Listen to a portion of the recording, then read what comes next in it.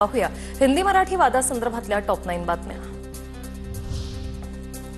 दिल्लीतील जेएनयू विद्यापीठात मुख्यमंत्री फडणवीसांच्या हस्ते मराठी अध्यासन केंद्राचं उद्घाटन, छत्रपती शिवाजी महाराज संरक्षण आणि सामरिक विशेष अध्यासन केंद्राचंही भूमिपूजन। हिंदीसोबत मराठीचा वादच नाही, मराठीसह कुठल्याही भारतीय भाषेचा अभिमान वाटला पाहिजे, मुख्यमंत्री फडणवीसांकडून भूमिका स्पष्ट। आपला वाद हा मराठी की हिंदी असा नाहीये, मराठी ही आहेच, मराठीशिवाय पर्यायच नाही आहे। मराठी माणसांनी मराठी स्वीकारलीच पाहिजे, पण मराठी सोबत भारतीय भाषा अशा प्रकारची आपली भूमिका आहे की मराठी असली पाहिजे आणि इतर भारतीय भाषा देखील आपल्याला आल्या पाहिजेत। दिल्लीतील जेएनयू विद्यापीठात मुख्यमंत्री देवेंद्र फडणवीसांविरोधात आंदोलन, महाराष्ट्रात हिंदी भाषिकांवर अन्याय, स्टुडंट फेडरेशन ऑफ इंडियाचा आरोप, फडणवीसांच्या कार्यक्रमस्थळी जोरदार घोषणाबाजी। पहिले ते मराठी चालतं, हा महाराष्ट्र आहे, त्याच्यानंतर हिंदी। मराठीमध्ये उत्तर देत असताना पत्रकारांना हिंदीत प्रश्न विचारल्यानं अजित पवारांनी खडसावलं।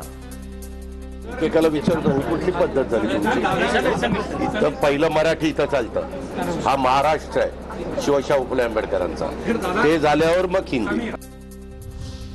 महाराष्ट्राला आम्ही पोचतो म्हणणाऱ्या भाजप खासदार निशिकांत दुबेंना महाराष्ट्राच्या वाघिणी भिडल्या। खासदार वर्षा गायकवाड, प्रतिभा धानोरकर आणि शोभा बच्छाव यांनी संसदेच्या लॉबीत दुबेंना जाब विचारला। महाराष्ट्राच्या स्वाभिमानाला धक्का लावला तर खपवून घेणार नाही, वर्षा गायकवाडांचा इशारा। तर कोण दुबे, त्याची काय लायकी, प्रतिभा धानोरकर ही आक्रमक।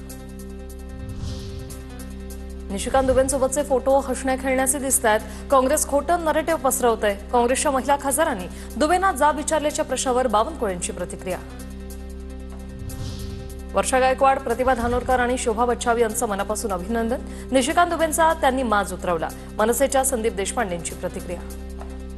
आमच्या ज्या 3 भगिनी महिला खासदार आहेत, वर्षाताई गायकवाड, शोभाताई बच्छाव आणि प्रतिभाताई धानोरकर, यांचं सर्वप्रथम मनापासून अभिनंदन।